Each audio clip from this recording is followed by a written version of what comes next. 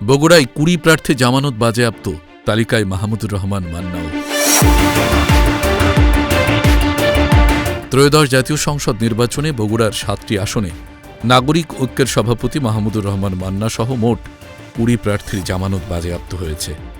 জেলা সিনিয়র নির্বাচন কর্মকর্তা জানিয়েছেন, মোট প্রদত্ত ভোটের ১/৮ না পাওয়ায় তারা জামানতের টাকা ফেরত পাবেন না।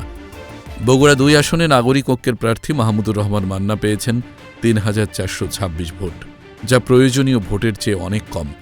একই আসনে জাতীয় পার্টি, ইসলামী আন্দোলন, গণ অধিকার পরিষদ ও স্বতন্ত্র প্রার্থীরাও হারিয়েছেন জামানত। বগুড়া ১ থেকে বগুড়া ৭ প্রায় সব আসনেই বিভিন্ন দলের প্রার্থীরা ১/৮ ভোট পেতে ব্যর্থ হয়েছেন।